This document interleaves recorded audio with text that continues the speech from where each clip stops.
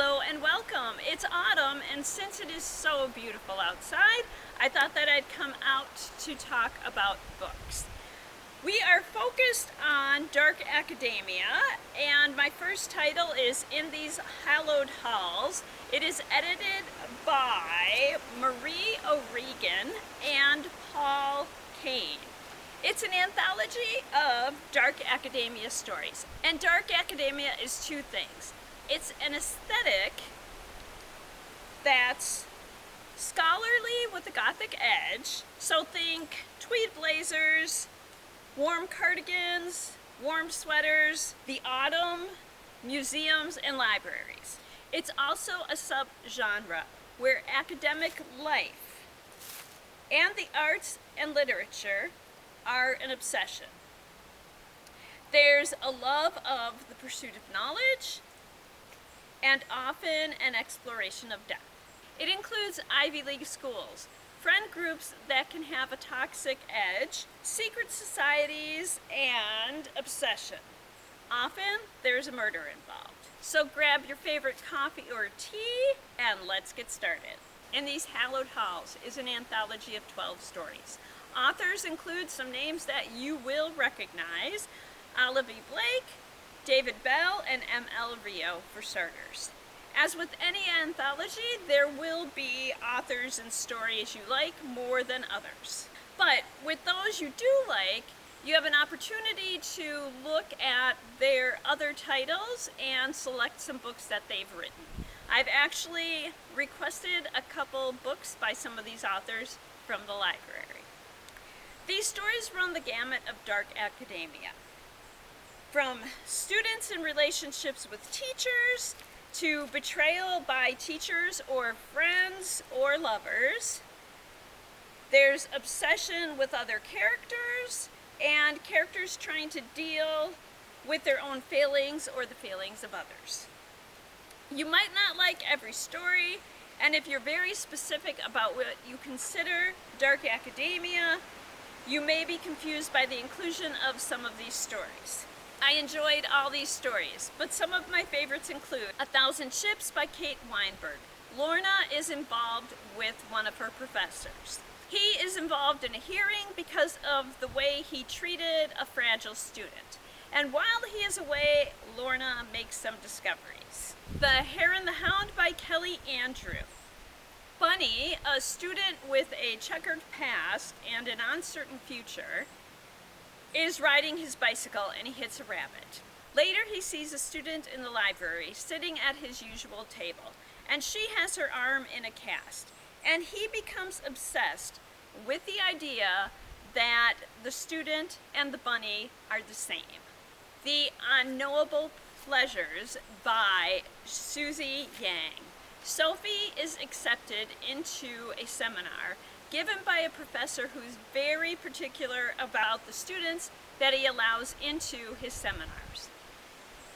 This professor and another student are openly hostile to one another in the class, but Sophie becomes obsessed with this idea that they are involved romantically out of the classroom. Weekend at Birdie's by M.L. Rio. It's the story of two students who meet at a professor's house. And when Daniel arrives, Lou is already there.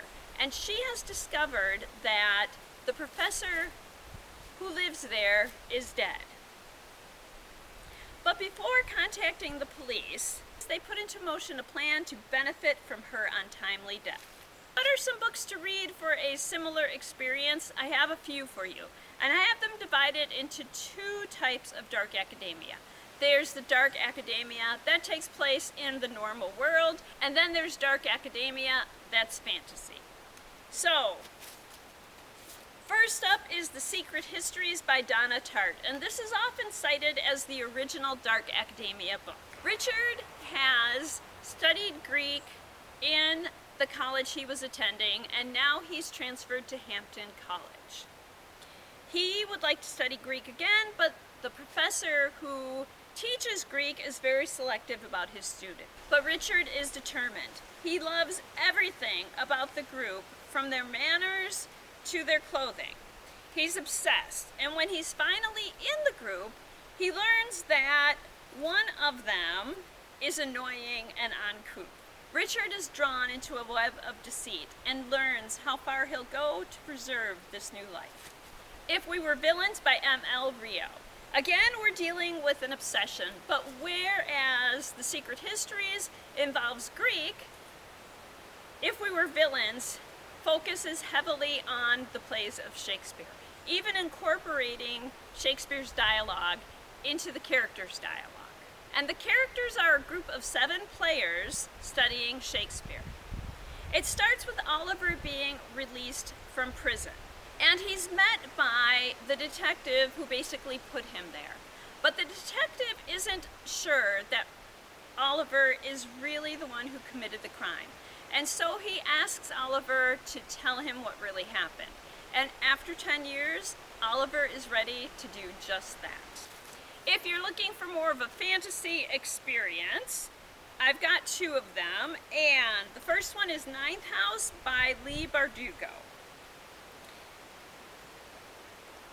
It's the first book of what I believe will be a trilogy. The 3rd book is due out in 2024.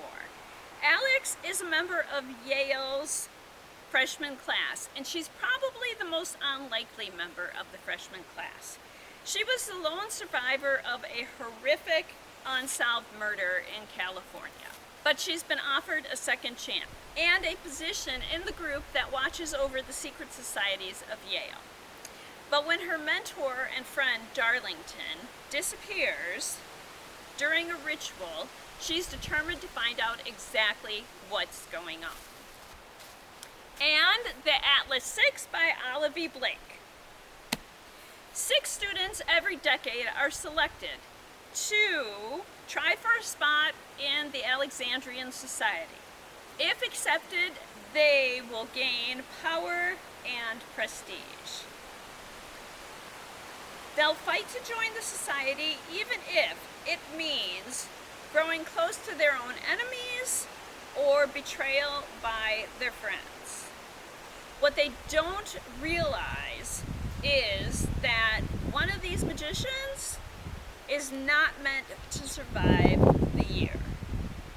And there we are with our first of the spooky reads for October. I will be back next week when we will talk about At the Speed of Lies by Cindy L. Otis.